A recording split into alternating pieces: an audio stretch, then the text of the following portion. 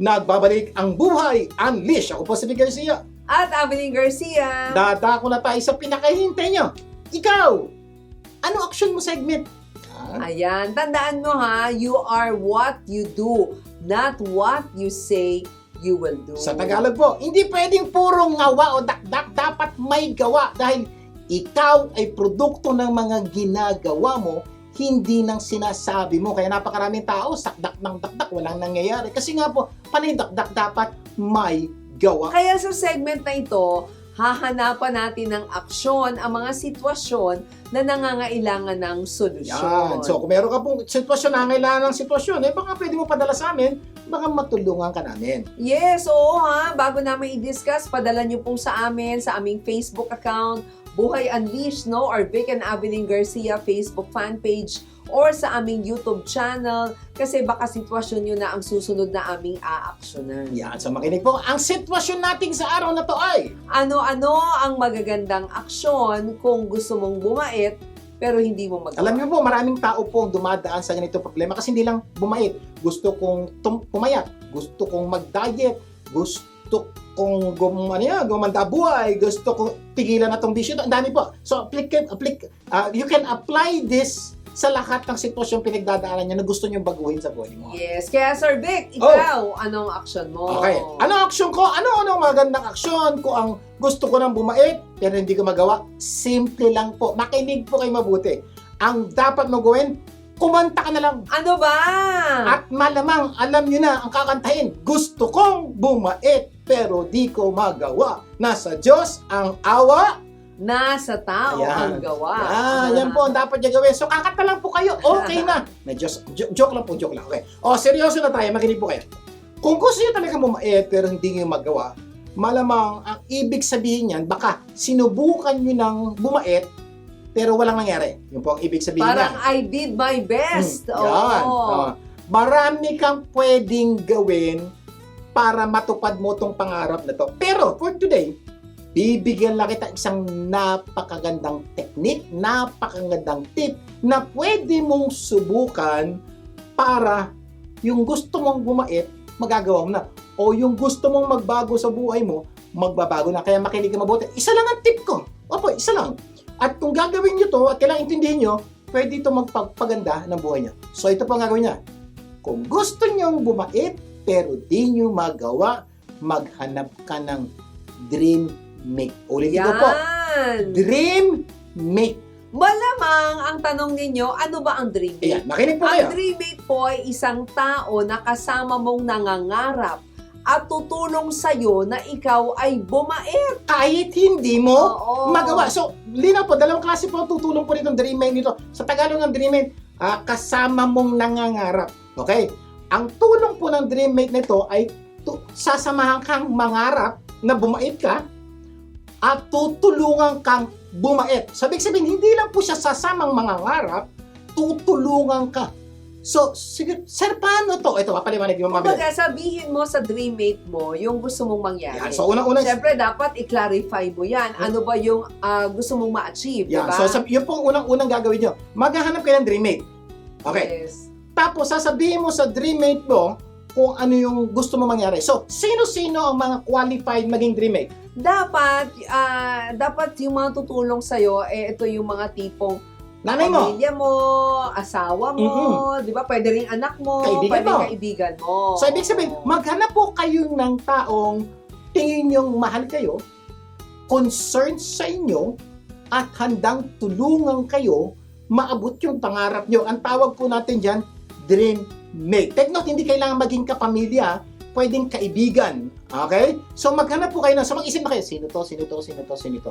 Pwedeng dati mong classmate o pwedeng classmate mo ngayon, di ba? Okay? So, pagka na-identify mo na siya, kausapin mo, pwede ka ba maging dream mate? Ano yung dream mate? Ito yun, kasama kong mangangarap at tutulungan kayo. Ako maabot yung pangarap ko. Pagkatapos mo nang masabi sa kanya, i-share mo na yung ano ba yung dream mo? Gusto ko magpapayat, gusto ko bumait. Yan. So, ang gagawin niyo po yun. Ayoko nang magalit, ayoko nang pagka merong pagkakamali, magagalit ka agad, di ba? You want that transformation to happen in your life. So, whatever yung gusto Ano mong man yun? mangyari, Oo. i-share mo sa inyong Dreammate. Dapat sa tulong ng yung Dreammate, maglalagay kayo ng reward at corrective action every time na hindi nagagawa yung dapat mong gawin. Yan, malinaw na. May Oo. Dreammate ka na. Okay, naganap ka ng Dreammate. Nakita mo na yung Dreammate mo. Shinare mo na yung dream mo sa kanya. Ito susunod mo gagawin. Sasabihin mo sa kanya, okay, ito yung gusto natin mangyari. Ito gagawin natin. Dapat hindi na ako kain ng kanin. Yan, for example, kapayat ka. oo. So, Dreammate, pag nakita mo ako kumain ng kanin, may parusa. Oh. Ano yung parusa? Bibigyan mo ako ng 100 pesos. Si Dreammate, ang bibigyan mo ng 100, sigurado babantayan ka niyan. One cup of rice, Pero 100. dapat ano naman, may parusa rin naman sa sa'yo. Yun nga, si Dreammate Oo. nga.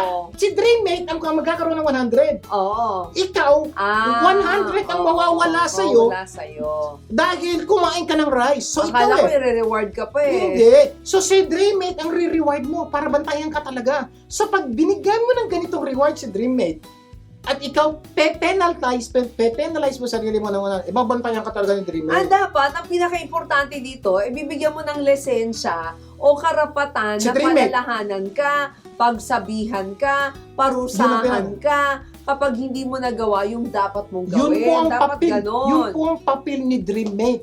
Bantayan ka. Okay. Pagsabihan at parusahan. Depende Oo. sa inyong pinag-usapan. So basically po ang mangyayari, para ka may bantay. Kasi po, sinubukan mo ng mag-isa, hindi mo nagawa. Dapat meron pa dapat pirmahan yan kasi baka mamaya magalit ka kapag pinagbawalan ka, pinarusahan ka, di ba? So, ito po yung technique na makakatulong po sa inyo pag may kasama kayong nangangarap. Ang tawag po natin doon, si Dreammate. Kaya maganda po, si Dreammate yung medyo madalas mong kasama na pwede ka talagang batayan. Actually, pwede ka pa nga 2 o 3 Dreammate to. Pwedeng may Dreammate ka sa bahay. Meron sa opisina. Meron sa opisina. Kasi nga, Oo. hindi ka naman kayang bantayan ng kaibigan mo sa bahay. Pero kayang bantayan ka ng nanay mo, kapatid mo. So, yun ang Dreammate mo sa bahay. May Dreammate ka sa opisina. Kung estudyante ka, may Dreammate ka sa school. So, find somebody who will care for you so much na bantayan ka, parusahan ka, inisin ka kuminsan, asarin ka para magbago ka. Promise po, this technique can make a lot of difference sa mga pangarap mo sa buhay. Marami sa ating mga kababayan gusto nang huminto ng pagsisigarilyo, di ba? So that is actually a habit na ayaw na niya, di ba? Kaya So nahihirapan siya pigilan. nahihirapan siya. So every time na nakikita ka, kukuha ka pala ng sigarilyo, meron na dapat nagpupulis sa'yo. Kadalasan yan, sino yan? Oo. Kaopisina mo, kaibigan mo, kabarkada mo, kasi madalas mo kasama, makakatulong po siya ng malaki. So, kukuha ka pa lang ng sigarilyo, pigil na, bibili ka pa lang, wala pa kang sigarilyo, nagkakaintindihan po tayo. So, maopisina, mabahay, ang laki pong tulong nito. O recap lang ha, ano-ano magandang aksyon o ano ang magandang aksyon kung gusto mong bumait pero hindi mo magawa. Simple lang, humanap ka ng Dreammate at ibigin mong tunay. Hindi po, Nakasama mong nangangarap at tutulong sa'yo na ikaw ay bumait. gawin niyo po ito.